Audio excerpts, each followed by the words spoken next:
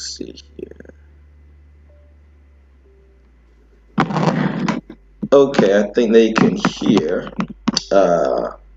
both of us. I'm trying to get my video working here, but Mehmet, why don't you go ahead and introduce yourself for the folks watching? Okay, hi everyone. I go by the name of D.V.G. Also, some people know me as Mehmet.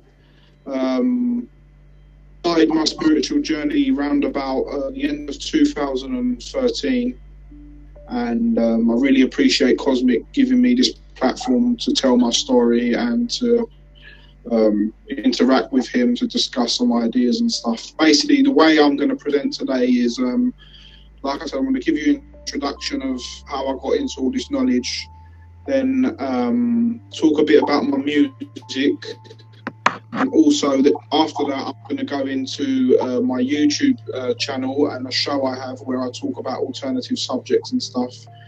And then following that, the final part of a little, not a presentation, but a few bits from books regarding like Taurus, the moon, and Venus, and all the feminine energies in the zodiac, and connecting that to old cosmologies and religions, and showing how astrology is so prevalent in everything, basically, where a lot of people deny it, but they use it without knowing. So that's basically how I'm going to structure the show.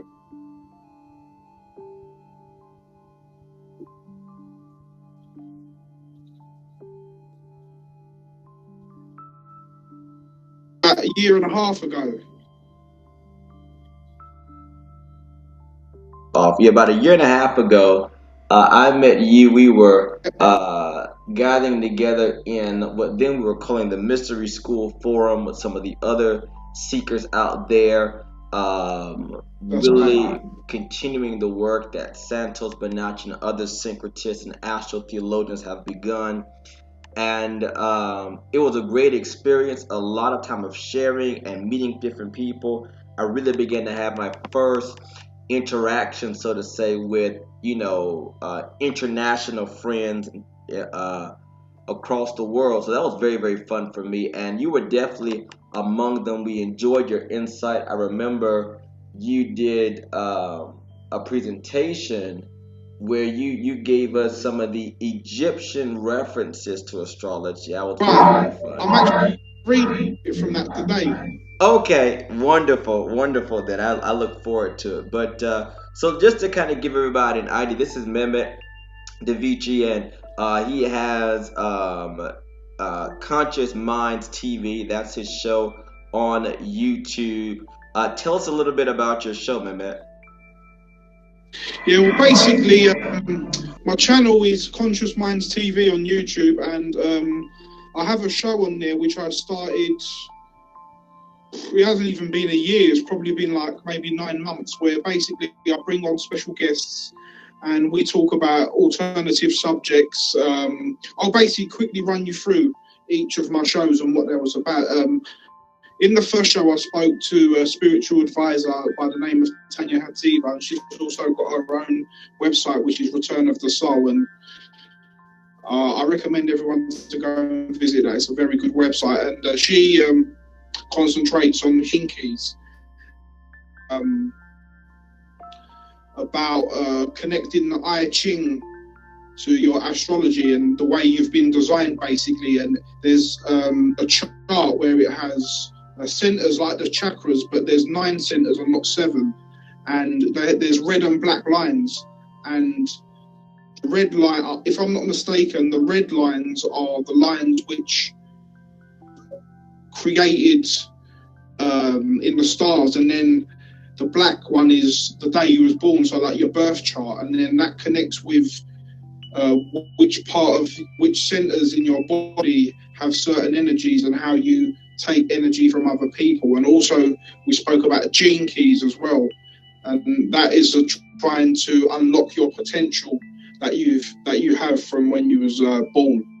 So that was a very interesting show. We also touched up on stuff like astrology and vegan diet and vaccines and stuff. So I would recommend people to check that show out. My second show is with Summer Shine, who's another great person that you know yourself as well. And that show was about astrology, and we spoke about like the matrix and the patriarchal versus the matriarchal, and touched up on stuff like NASA and consciousness and psychedelics. And my third show was with Flat Earth Subgenius, and we spoke about flat Earth and the geocentric model, which has come about in the last few years and gaining a lot of recognition. So that was that show. The fourth show was with a brother called Stavila Elohim Ra, where we spoke about the occult knowledge of Jesus, Santa Claus, and the Bible, and we touched up on stuff like etymology and the maritime law. And is he also a musician? I think I may have heard of this gentleman. Yeah, he is also a musician. Yeah, he's also got. I think he came out of the church, or he went into the church, or something like that. He had an experience with Yeah, Jesus. I think he said he used to be. He used to go to the church, so he knows the Bible really well. But obviously, he's come out of that, and he's more into like stuff like we look into, like syncretism and things like that. With my Queen, where we spoke about Flat Earth and the Matrix. Show 6 was with Truman. We spoke about consciousness, transhumanism, and industry. And my final show I did was with a guy from Holland called Eric Shelkens, which is an amazing show. And we spoke about the pyramids, phi ratio, the Fibonacci and the Lucas sequence, the emerald tablets, magnetism, and the Taurus field and stuff like that. So just all that. Yeah, if you that just go to the stuff. channel and just check them out in your own time. I've also got other little clips on there as well of some of my music, and some I've just done live where I've been out meditating in the park and stuff. So yeah, that's what the channel's really all about. It's just about connecting with like-minded people so we can help each other get to a higher vibration and just help the world become a more peaceful and positive place. Of course, most definitely. There's nothing else to it but to do it. And then talk just a little bit, because you said you've gone through about 6 or 7 shows you've already done, so you're definitely established in the internet world and having your digital footprint there. So guys, definitely you have a load of information to go back and really gorge on from a diversity of different people. As you mentioned, I know Summer personally. I know Tanya personally. So these people are definitely spewing out very good information. But Mehmet, kind of give us some background on you and your journey to this point. How did you get here? Yeah, well, basically in 2013, towards the end, I was going through like not domestic trouble, but things weren't going so well back home. So I took it upon myself to take a vacation to nearby Amsterdam. And I don't know if you're aware of Amsterdam's culture, but they have a coffee shop culture where you can go and smoke weed and freely without being troubled. And it's a very relaxing place and stuff. And I'd been to Amsterdam many times before, but I'd never been a smoker. And I went on my own. Really have no one to socialise with, so my way of socialising was going to the coffee shops and chilling out with people. And at this time also I found out about the medical benefits of marijuana, how it was helping cancer patients and people with seizures and stuff like that. So I thought, and so I tried it, I experimented, I enjoyed it. I feel like it was the first key that unlocked my brain to look at things more different and to actually step outside the bubble and see how everyone what's really going on, rather than being in with the herd. I actually stepped. It showed me. It gave me the opportunity to step outside. Things are, and then I started looking into like occult stuff and stuff to do with like consciousness and ancient mysteries and stuff like that. And also in this time, I've always been into music, but I wrote like rap. I used to make beats and stuff, and because I started smoking and I felt like my brain was open, I started writing one day just stuff, and I showed it to a few people, and they were quite impressed. So I just, again, I thought, okay, if people are liking it, I need some way to share it. So mixtape, which is called Conscious Minds, and through that I'll just talk about different subjects. Like I've got a track called Nature versus the Digital, which is about how there's a war going on between nature and digital at the moment, and it's all about the rise of transhumanism. I've got a tune called Fly Away, where I'm questioning God and science and religion and what's right and what's wrong, and called The Devil in Disguise, where I'm talking to the devil and he's trying to convince me to go on his side, but I'm not. I'm kind of saying to him, I've seen what you're all about now, and I'm not with you anymore. So I've got a lot of concepts on the mixtape as well. Like I used what I learned, related it to myself, and also spoke about general stuff. I've got a tune called Human Sacrifice as well, which talks about how like the Antichrist and how they're using human through war and stuff to kill us as sacrifices, like demonic sacrifices and stuff. So the album is a hip-hop album, but it's not your typical, it touches on more deeper and esoteric subjects. You know, it's interesting you said that we have a number of woke people so-called in the community that are definitely in music and in the musical industries, and there really is an uprising. There is a revolution happening in the underground, very conscious music being pushed out. Some of the more alternative media streams, you know, YouTube and Facebook, and some mixtapes here and things like that. There actually are a couple of brothers like that, even here on Periscope, Delight, and some others as well. And you speak even about we actually have a guest lined up, not to give away my full itinerary, but let's just say he's somewhat what's that? Are we having some connection issues?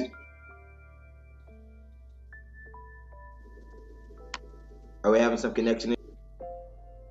Yeah, I can hear you now. But I was getting at that I actually have a guest lined up later on in the fall who was somewhat of a cannabis specialist, so to say. Okay. And so I definitely have to connect you two guys together and have you guys chat it out a little bit. So really tell us what are you going to bring to the table for us today? I'm really excited with your agenda today. Yeah, so basically, carrying on from what I was talking about, I started doing the music and recording the music, and from there, I basically, towards like the end of 2014, I got made redundant from my job I had that I worked for 6 years, and I then was given another job, which was working with people with mental health issues.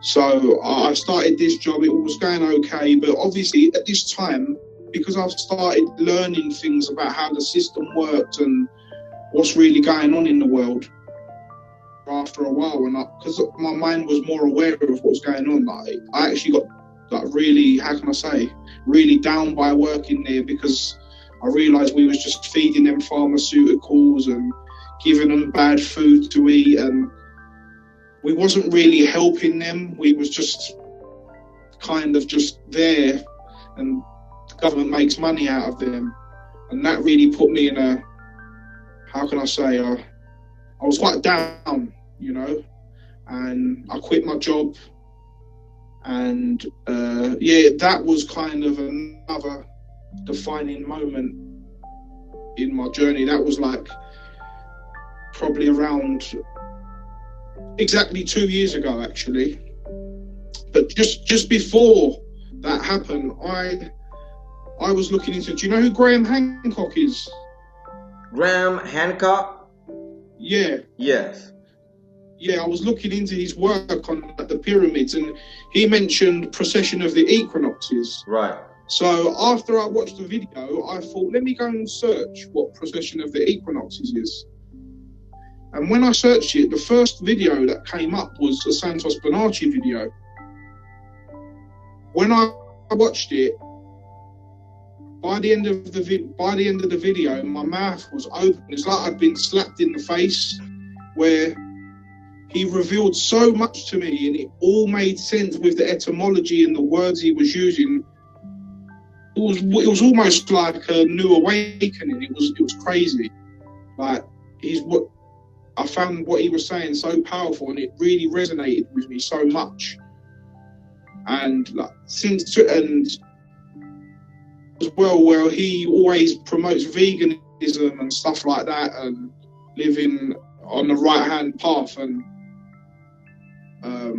but at this time, I wasn't a vegan, or I was still eating meat and dairy. But I had a accident with my dog where he got attacked, and I went to help him, and I got attacked and got bitten, and I was in hospital for a while. And at that time, I was watching something about ancient Hindu tradition, where they say that if you eat animals, they will eat you. And I heard this, and then a couple of weeks later, I got attacked by the dog. So I kind of saw it as a universe. I'm starting to get spiritual and do all these things, and maybe this is a sign where this is the next step I have to take to become more awakened and to feel better within myself. And towards the end of 2015 is when I joined the mystery school group, and I started talking to you guys and Tanya, and you guys were a big influence as well in helping me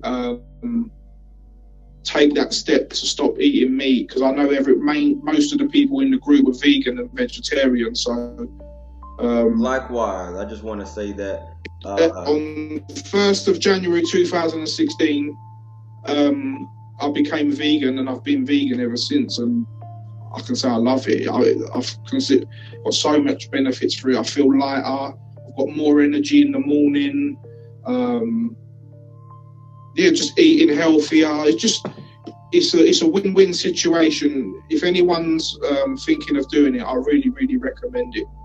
Well, I will say that, as you mentioned, being in the mystery school there, many of them were vegan, and I absolutely agree with what you say, man. It really did help to give me some motivation, some encouragement. There's definitely a support system there. As I would definitely want to say, if you are thinking about changing any type of lifestyle changes, definitely get around people who are like-minded, who have kind of already been there. They've kind of already done some of the initiatory steps, so you can kind of ask and get some feel for how it is done.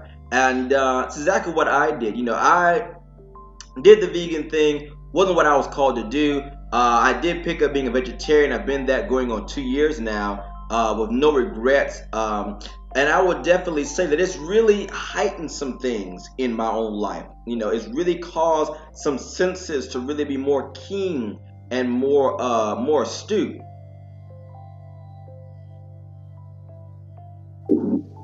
Yeah, definitely.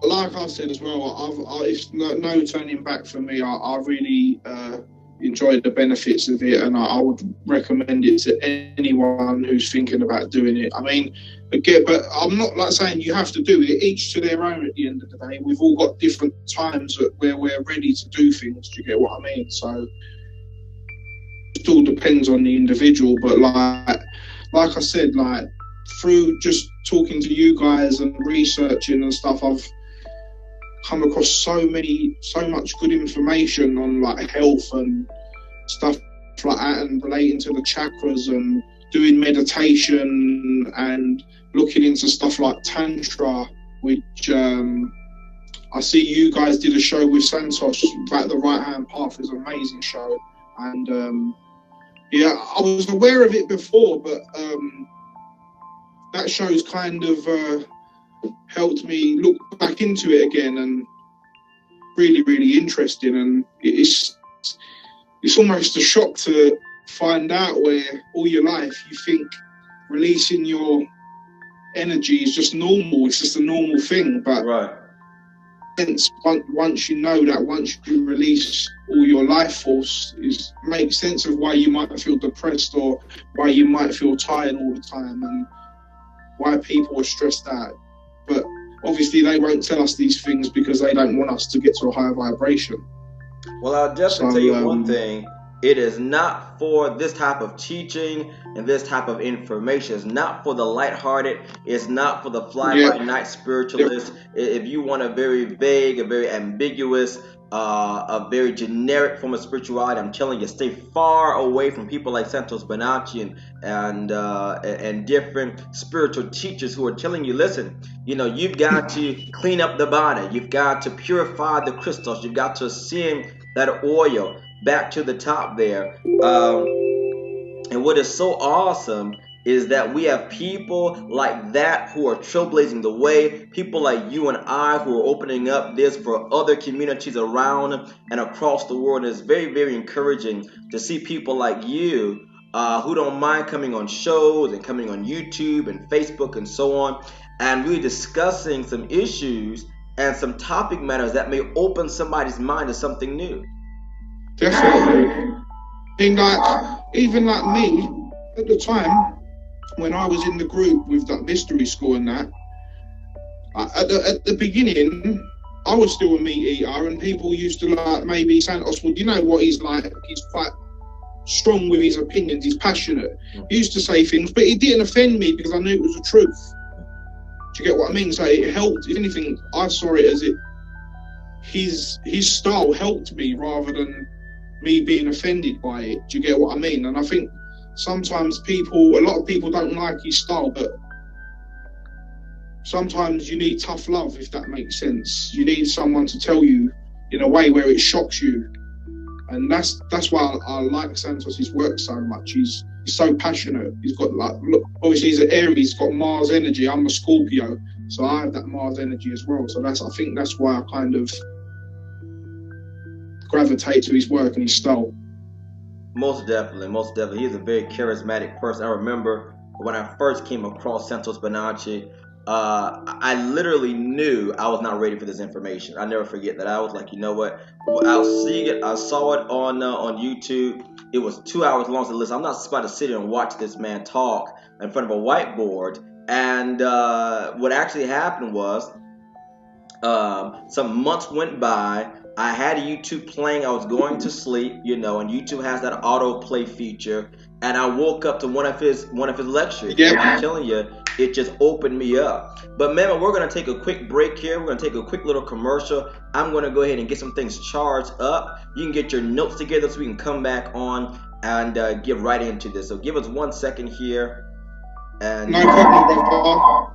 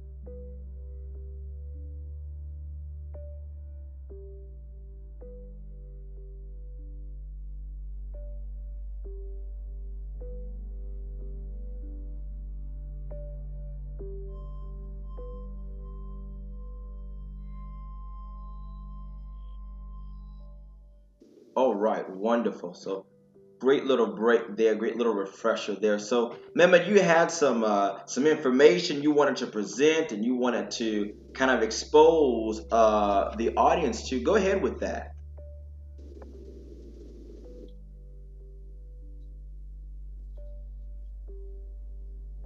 Yep, definitely. Basically, what I want to present to you guys is I don't know if I mentioned it already at the beginning or I mentioned it to you off camera, but basically, I come from a Turkish Cypriot background, like ethnically, and our religion is Islam. And obviously, growing up, we celebrated the holidays, but not as religious people, just because like how everyone celebrates Christmas here in like UK and the thing. So we just used to do the same because it was in our culture and stuff like that. Since I have become and been researching occult knowledge and esoteric stuff and religions and ancient cosmologies, I've tried to attack it and look at it in a different way and try and see how it relates to astrology, which is a big passion of mine now. And the reason why is because many religious people, or not just Muslims, whoever in general, when you explain to them that the Bible or the Quran is like allegorical for a lot of astrological stuff, they kind of deny it and say, oh no, it's not, it's literal and stuff like that. So what I've been doing is just going through books and stuff and making connections, basically. And another reason why I want to touch on Islam, because I don't know if you're aware, they say that, do you know who Mark Passio is, the researcher? What's his name? Mark Passio. Yes. Yeah. Yeah, he did a video about Israel, and he speaks about how ISIS is the Islam, Ra is Christianity, and El is Judaism. So the sun, moon, and the stars, basically. And with ISIS and the whole Islamic terrorist thing, I wanted to connect everything and just talk about that, basically, and how it relates to Taurus and Venus and the moon energy, and how their celebrations as well depend on the moon's movements and stuff. So I want to touch up a bit about that and stuff on like Mayan cosmology and Egyptian, and also want to touch up on some Knights Templar stuff. So I'm going to go through, read a bit from a few books and then discuss the ideas, basically. Okay, go for it, brother. One I want to talk about is the Quran. In the Quran, basically the first main chapter is called the cow. Before you really get into the depth of that, that I really enjoy this because, as my audience knows, I'm pretty comprehensive when it comes to the Bible and Judaic studies and its relationship to astrology and astrotheology and so on. But I am absolutely on the edge of my seat to hear about the reference in the Quran. I know it's in all cultures and it's in all religions, but when you can really hit those big three, you can hit the sons of Abraham, Christianity, Judaism, Islam, you really have a fighting chance to come to the world stage and talk about this kind of thing. So definitely take it away, Mehmet. Teach us about what's going on in the Quran. No problem. So basically, on page 9 of the Quran, I'll read. It's from page 9 and 10. I'll read a passage and then I'll explain what I think it means. So it says, "Remember when Moses said to his people, 'God commands you to sacrifice a cow?' They said, 'Are you making fun of us?' He answered, 'God forbid that I should be so ignorant.' They said, 'Call your Lord for us to show us what sort of cow it should be.' He answered, 'God said it should be neither too old or too young, but in between. So do as you're commanded.' They said, 'Call your Lord for us to show us what colour it should be.' He answered, 'God said it should be a bright yellow cow, pleasing to the eye.' They said, 'Call on your Lord for us to show us exactly what it is.' all cows are more or less alike. With God's will, we shall be guided. He replied, it's not a cow trained to till the earth or water the fields, a perfect, unblemished cow. So that's basically telling you there, it's not a cow that's on the earth and water and it's bright yellow. To me, that what that's telling me is talking about the constellation of Taurus. And also, I know that Venus is ruled by a Taurus and the moon exalts in Taurus. And both of them energies are very connected to Islam because is the holy day for prayer for Muslims. And Friday represents Venus also. So that's the connections that I've made basically. And I just find this passage really interesting where it says it's a bright yellow cow and it doesn't, or the earth. So it could only, to me, be referring to the stars. I don't know how you see that. Well, definitely there is a correlation. As you were speaking about that bright yellow cow, again, I'm thinking about Taurus. I'm thinking about the sun sign Taurus, that bright yellow being, of course, the sun in the bull, creating a bright yellow bull. My mind also refers back in the biblical narrative with Moses and the golden calf, and Aaron building that calf at the mountain.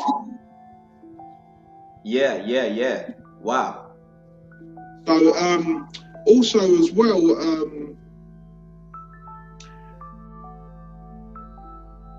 following on from that, we just had the holy month of Ramadan. And obviously, a lot of people, again, like I was saying before, they say, oh, it's astrology, it's all rubbish, it's all this and that. But they don't realise that they're using it themselves, because Ramadan starts on a new moon in Gemini and it ends on it starts on a full moon in Gemini and ends in Cancer, which is ruled by the moon, on a new moon. So they use astrology, but yet they condemn it. But I don't think they've realised they're actually using it themselves. Do you get what I mean? They just do Ramadan, but they don't realise that it's in correlation with the heavens. So that's another thing that I find a lot with people, where they are quick to this. How can I say bad things about astrology? Oh, it's pagan stuff. Oh, it's this and it's that. But themselves, and that's another thing that I wanted to kind of put across. Is just once you make the connections, it's so easy to see. But again, we've all got different parts of the puzzle, so we all see things differently. And that's another point that I wanted to put across. And also, I don't know if you've noticed or seen old mosques, like a lot of ceramics, and it's got like a lot of blue in it, blue colour. I remember you talking to Santos about how Adam is red. Right. And Eve blue. So that makes sense, because the Islam represents the feminine side and the moon, and Christianity, which is the sun, supposedly, starts in Aries, and Islam, which is the moon, which the moon exalts in Taurus. So again, that's another correlation. Taurus and that bull, like you said there, Adam is red. The Hebrew word Adam or Adama means reddish. Talks about the iron oxide, very martial in nature. We get the word adamant and adamantium, hard, firm, angular, mineral-like, from all of those words. And just to kind of see that correlation spinning over even into Islam is phenomenal. It's absolutely fascinating. Because I always remember that Santos saying in his old presentations, like, they're all to do with astrology, but I've never really read it I've never really seen Islam in that mindset, with that mindset before. But then once you have that kind of mindset, then it's easy for you to see. But that's why I don't really condemn the people that don't see it. Maybe they just haven't been. No, it's what happens is when you really begin to acknowledge those astrological archetypes. Then, and it's not just in the Bible or the Quran, the Torah, and everything. You see it in the media, see it in movies, in books. You can't escape it anymore because now your eyes have been opened and you see who the main characters on the stage are. They're always the same. They haven't changed. They may take new faces and new names, but they're the same characters. Yeah, it was like when I watched recently. I watched was it Hercules, and it's Hercules and his 12 labor. It's just so obvious. Like, it's weird. Once you see it straight away, it's like I didn't even want to watch it anymore because I knew what it was about. And you just, like you said, it's the same story but different characters basically. Touching on, we was talking about like the feminine energy and Isis and the moon.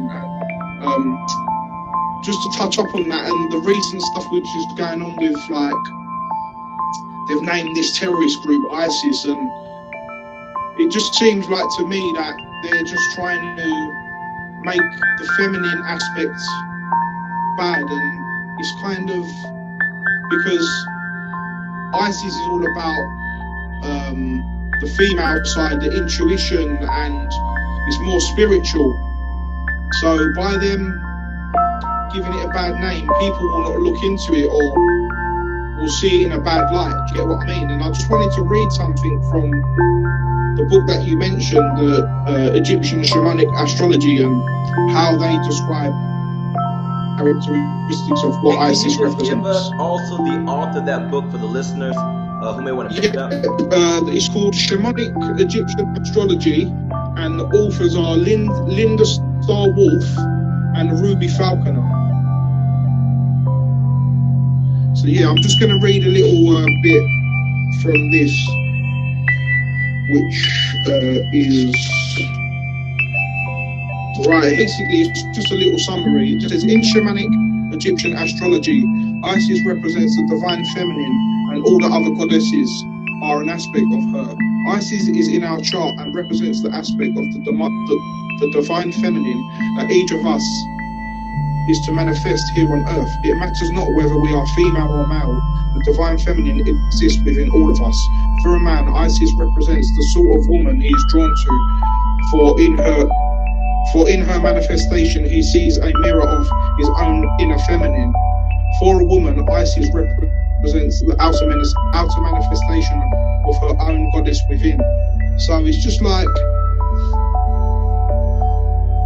again, it's just kind of showing how they're trying to push this whole patriarchal system by giving the feminine a bad name, basically. And this is a part of the whole control with the whole ISIS terrorist group, basically.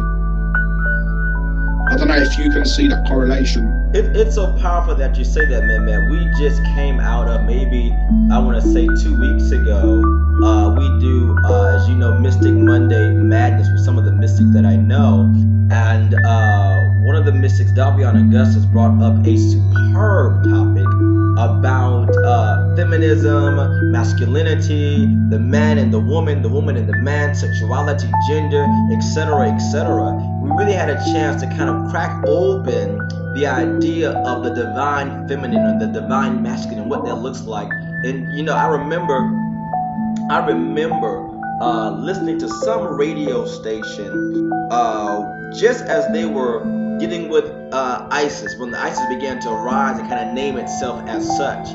I remember they were still debating whether they were going to call it ISIS, ISSIS, or if they were going to call it ISIL, ISIL. And I remember the commentator, again, I can't remember what the name of the radio was, and he talked about the rising of the so-called dark goddess and what we were going to see transpire in the world, and also how there's going to be this turn, if you will, this shifting. And you're absolutely right, man. ISIS, in just name only, is really causing people to look and look again. Okay, yeah, just to carry on that, well, like you were saying, it's not just in one thing, it's in loads of things. And Also, the Mayans were very fond of Venus and the moon as well. And there's a couple of bits from this book I've got, which is a bargain I found in a market. I don't know if you can see. It's called Maya Cosmogenesis 2012. And in here on page 12 and 13, they talk about the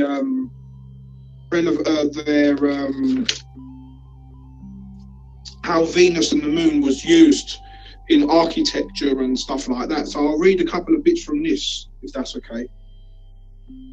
It says the scholars call this Venus warfare or Star Wars because raiding were timed by the movement of Venus. Researchers report that the iconography and architectural alignments of Copan reveal the interest in the celestial bodies such as the Milky Way, Venus and the Moon.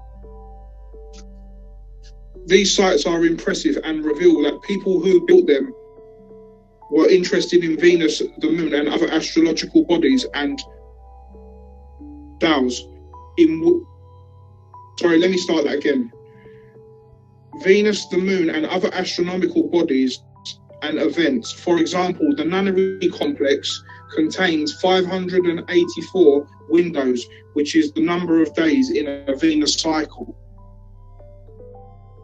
I found that very, very interesting. And also, to lead on from this, I know that, because from what I've gathered, Venus is about like sensuality and love and stuff like that. But what I've noticed from looking into the occult and stuff, like, you know, obviously the Star of Baphomet. What's that? The Star of Baphomet. Yeah, the Baphomet. Okay, yeah, the star, yeah, the pentagram and so on. Yeah, the Venus star inverted, if I'm not mistaken, right? Right. Yeah, so what I've come to notice in recent times is the occult also, they will get something pure and nice. And again, like we were saying, they will misrepresent it. So the Star of Venus is something sensual and about love, but they've changed it into like Baphomet, Luciferian, and again, they've given it that evil, how can I say, that evil twist to it. And I don't know if you're aware of a book called The Hierarchy. I don't think so. Yeah, it's this basically. I don't know if you can see that. It's by Christopher Knight and Robert Lomas. Mm-hmm. And basically in here they talk about the name America also has influence from Venus. And I'm just going to read you a couple of little bits and then explain it to you, if that's okay. Yeah. So, 99. I will also say, while you're getting your page there, that as you said, Venus makes that formation as she begins to work in her orbit in relationship to the Earth. And what is so fascinating is that when you look at it versus the so-called pentagram or what have you, inverted or otherwise, astrologically, or I should say astronomically, you know, she does not move in those angles like that. It's very curved. She's a very curvaceous planet, and so it looks more like a 5 lotus flower than the 5 points of the star. Yeah. Also, another thing just to add to that, what I was talking about with Islam as well, how it connects to the moon and Venus. Most of the flags of the Islamic countries are a crescent moon and a 5-pointed star. So again, that comes back to astrology and the feminine energy that is connected to Islam. But I just want to read this. In this book, it says that many cultures, from Jews to Greeks and to Celts and the Medinians, however, believe that the inhabitants of this far land are pure. The mortal eyes will not see them, and that this place is marked by a star. And the name of this is America. And I think this goes on to talk about how the name America, where the name America comes from, basically. It says the continent of America is popularly believed to have taken its name from the Christian name of Amerigo Vespucci, a wealthy ship chandler in Seville who did not sail to the New World until 1499. 7 years after Columbus, it is now accepted that many Europeans and Asiatics had arrived on the continent a long time before these famous high-profile expeditions backed by the Spanish. Maybe Templar descendants had been involved in naming new continent. Maybe the Templars themselves actually went in search of a land under they knew from their discoveries to be called America. The Templar ships were built to withstand a variety of conditions, including storms by the Bay of Biscay, and their navigation, including storms of... Sorry, my bad. 1 second. Their navigation by lodestone compass and astrological maps was far from crude. So it just basically goes on to show how... Was it... They mentioned... Oh, that's it, the morning star. It talks about the morning star as well. If they had knowledge of the land of the morning star, the land of America, they also had the perfect motive to find the new world and leave the old world, basically. So that represents that the morning star is Venus as well. So this corresponds with Venus too.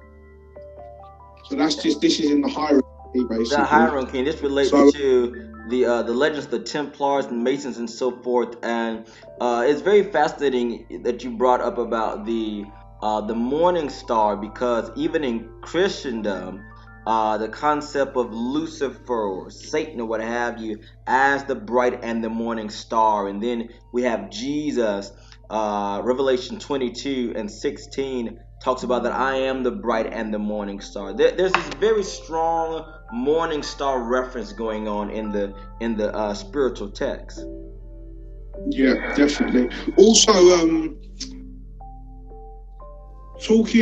carrying on the subject of,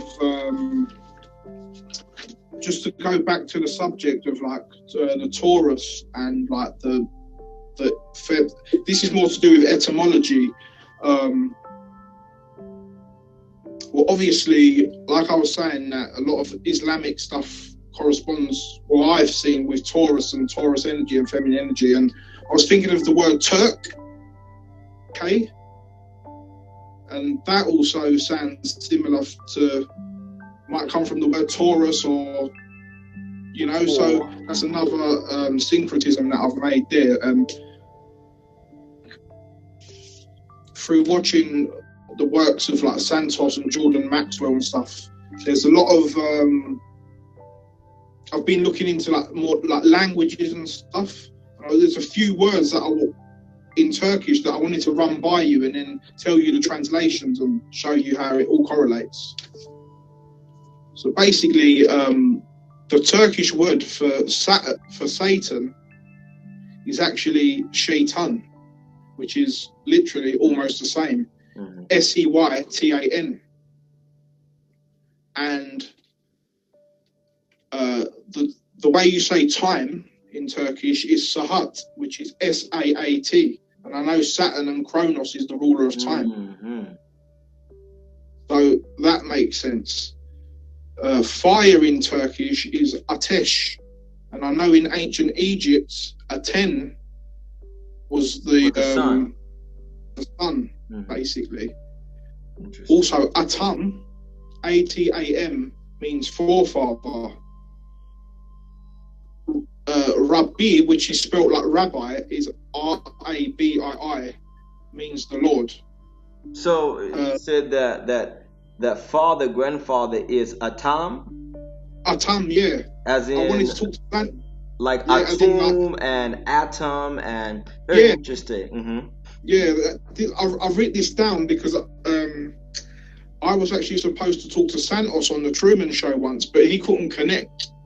And I've written these words down to show him as well. But I know you're into stuff like this as well, so I thought I'd also some of the months, like which is July in Turkish, is the same as Tammuz. Wow. Way of saying it, if I'm not mistaken. Yeah, and Nisan is April. Mm-hmm. March is Mart, and also in Turkish, when you know the soldiers when they do a march, mm-hmm. it's called marsh, and it's literally M-A-R, and Mars is the god of war. Right. So that's another syncretism that I've made through the language as well. Yeah, there's so many little things that I've found, but yeah, that's basically the gist of my little presentation that I had ready for you. Unless you want to ask me anything else, there's a few questions that you. I wanted a couple of things about the Bible and something about astrology and sub-epochs, but I'll let you carry on for a bit and then I can go into that after. Okay, most definitely, man. I think that that was amazing. I really want to bring you on a team where we can spend some time and just kind of decipher and decode as much of the astral theology as we can, especially when it comes to these, I call them the sons of Abraham, these big religions, Islam, Christianity, and Judaism. I really feel that we're able to really unpack that in totality, that we can really have a voice and an echo that'll go across the world. I know personally, I had a project the first quarter of the year where I did a private class, and the last book of the Bible, Revelation, I went through it chapter by chapter and verse by verse and showed, just how it was just drowning in astral theology. And I presented many different proofs. It was utterly undeniable, uncontested. As a matter of fact, one of the participants in there is an astute Bible scholar. He was blown away by it. I told him to definitely get a copy, share it with his friends, get the word out there. There is an astrological, or I should say an astro-theological revolution taking place. Now, even more so, beyond astrotheology, the etymology here is just baffling. Yeah. It is they call the march of the soldiers Mars. You have Atam, Atum, Atom. You just can't make this kind of stuff up. Clearly, the ancients of the world had a common view of the cosmology, a common language, a common way of thinking. It's the only thing that really explains the phenomenon across the planet. Pyramids here and there and there and there. These same 7 gods here and there and there and there. You just can't make this stuff up. There had to be some type of universal language. What's that? It's a universal language. Universal language. Absolutely. I think that was wonderful. We definitely want to go deeper into that. Keep studying, man. Whenever you get a new insight, let me know. We got to bring you back on to really break some of this stuff really open for us. We're going to just take a quick commercial break and go to the next part of our show. You see, you have some questions for me, so I'm very anxious to get to your question. And we'll be back right after this.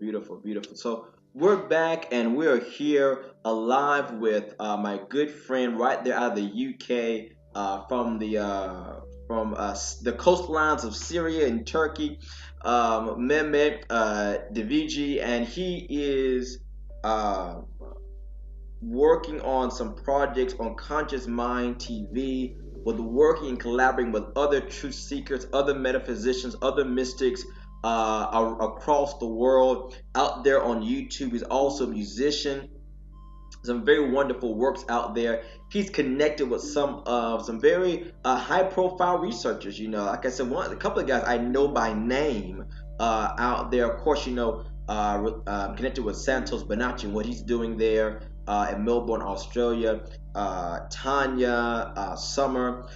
There is definitely a lot that you've got going on. So just kind of you see, you have some questions for me personally. So I'm very excited to hear what your questions are.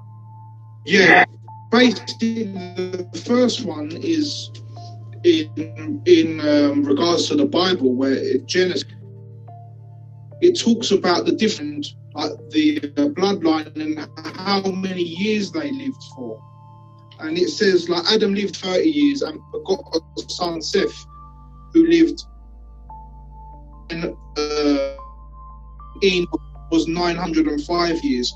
What I was trying to gather was there any, like, numerology hidden behind this? Like, I know that 930 makes 12. I know 12 is a very important number in just in numerology and astrology. It's about the cycle, it's about life. And also Seth, which I know alludes to Saturn, is also 12. And L is the 12th letter, if I'm not mistaken. And L is also referred to as Saturn. So I'm just wondering, is there a numerology behind it, or what does it mean by when they lived for them that many years? Does it mean physically, or is there some kind of allegorical meaning behind it? That's something that's always fascinated me. So very, very good question. And you're absolutely right. The ancients have looked at this in a very similar way. As far as, really, what really started this view was, did these people really live this long? Was this really possible? And, on certain levels, if you look at the Bible as historically credible, then of course you would believe that they actually lived this long. Some would say that the times were exaggerated, and for a number of different factors. Maybe we can go into that later on. But from a mystical perspective, there of course is always numerology. When you have spiritual texts like the Torah, the Mishra, the Bhagavad Gita, the Quran, the Bible, when you have names and nouns, what I would say nouns and numbers are your hallmarks to mysteries, to spiritual discovery. Look at the name and look at the number. And as you mentioned, there is definitely numeric significance all throughout the Bible, not just in the book of Genesis, but Genesis, all throughout the Revelation. Not only, actually a book called Numbers, isn't there? There absolutely is. There's a book called Numbers. You're absolutely right. There's a book called Numbers. Yeah. And not just even the age in which, how long they lived, but also their names themselves. There's actually a principle. I'm looking it up here. Make sure I got it spelled right. There actually is a principle in Kabbalistic sciences and different Hebrew mysticism called gematria, which is kind of like numerology per se. Gematria, yeah, I know about that. It's the 1, 2, 3, 4, 5, 6, 7, and then 6, 7. It goes backwards. Right. So gematria breaks down. It is the Kabbalistic method of interpreting the scriptures of the Hebrews by calculating the different numeric values of the words, of the letters, of sentences, paragraphs, chapters, books, etc. It just kind of goes infinitely. And the idea is that when you have a number that keeps repeating itself, that there is a relationship or a correlation between those words or those sentences or those verses or what have you. Wow. It makes sense. The second main question that I wanted to talk about was, I was watching something in regards to sidereal astrology, and it was more about Babylonian astrology. It was a woman called Crassi, and she spoke about like sub epochs and how each age has 12 sub epochs, 30 degrees divided into 12, which makes each epoch 2.5 degrees and 180 years, which is a total of 2,160 years. And they said in 2016, we just entered Aries epoch, which explains all the wars and martial law and sex due to the Mars energy. She was talking about it in regards to sidereal. Does this also apply to tropical astrology? So you will find that the breakdown is not as specific, okay? And that's kind of why when you come to sidereal astrology, there's kind of some ambiguity as to what age we're in. There's some who say we're in Pisces, some say we're in Aquarius, and some say we're somewhere in between. We really haven't crossed over. One thing I will say is that in the East, they're very astute in their calculations. They really want to give you, depth accuracy on degrees, dates, times, etc. But as you mentioned, we are both looking at the same heaven, and we're both feeling the same energies. And so whether there is a specific language for that or mathematics for that in sidereal astrology, we no less feel the effect of it. Okay, cool. Another thing I wanted to ask, we touched up on it briefly the other day. When you was explaining how each degree has a meaning, can you explain a bit more about that to me? And again, if I give you, tell me a bit about it. Most definitely. So this kind of came out of just my love for the art of astrology and just kind of getting that pinpoint accuracy, and realize that as we know, we have about 88 constellations in the heavens recognized by modern astronomers. 48 of them have astrological basis. We have the 12 zodiac. Then each of those 12 are divided into 3. We call them the deacons in their own constellations. Well, as you begin to look at it on a more minute and a more myopic scale, then we have each individual degree, 360 degrees in a circle. And so every degree has its own flavor, has its own character, if you will. If you look at the ancient magicians, they ascribe different angels and demons and deities and gods to each of the specific degrees. But I've often found that, as I said before, the 15th degree is a very powerful degree in every zodiac sign because it's right there in the middle. And so I like to view it, I'm very illustrated, that when a planet hits that 15th degree of that sign, it's almost as if it has taken the reins of that sign, so to say, and really begin to turn it as it wants. Balance. Exactly.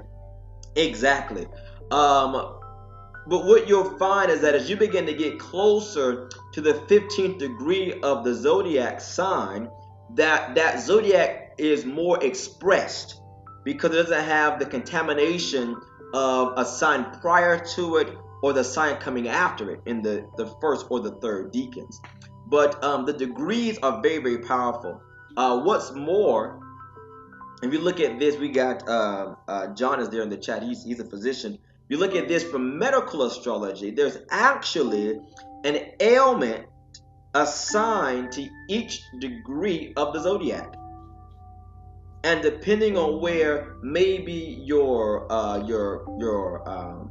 Your squares, your oppositions, your detriments, your falls may be placed in the chart can indicate what type of physiological ailments you may encounter in life. Not to mention a great deal of other things, but the degrees are very, very pinpoint. It's almost like I've heard someone say, I don't know how true this is, but that there are 360 um, uh, acupuncture points on the body. You know, activating those meridians, those streams of energy throughout the body. And I think in the same way, there is the body of heaven or the body of the sky also has some meridians or some acupuncture points. Wow. Yeah, they're the only questions that I had, brother, and yeah, that's it, man. Well, no problem, man. Those, definitely keep them coming. I love this type of form and this type of format. Anything else on your mind? At the moment, no. Just like I said, I just want to thank you for giving me this platform to talk and for us to discuss ideas and learn from each other. And I love this. If I had the choice, I'd do this all day. It's just knowledge is power, like I said. But yeah, like I said, I just want to thank you again for letting me on, and it's great to connect with you again after a little while. And yeah, just to add again, anyone want to check out my shows, you can just go to Conscious Minds TV. And like I said before, I've got shows on human design, gene keys, astrology, flat earth, the occult knowledge of Santa Claus, Jesus, the Bible, consciousness, transhumanism, magnetism, the lot. You can, all my guests that I've had on there. It's a truth seekers field day. Sorry, brother? I said it's a truth seekers field day, a truth seekers treasure trove, if you will. That's what I'm trying to make it into, definitely. Oh yeah, man, and you're well on your way. We definitely have to come back on and do this again sometime really, really, really soon. Open it up for a couple other thoughts and a couple of other minds to get in on this. This is some juicy stuff, man. I'm telling you, it's not a one-man show. Not one person can do it all by themselves. We all have a bit of the puzzle. We have a saying in the scripture that we all know in part and we prophesy in part. Everybody has that part that we want to add to the whole. But I do want to say and extend such a deep thank you and gratitude to you, man, for taking time out of your schedule over there in the UK. I know it's this time, to come on the show and really allow us to kind of pick your brain on some things. And I enjoyed the interaction, the back and the forth, and the questions and the answers there.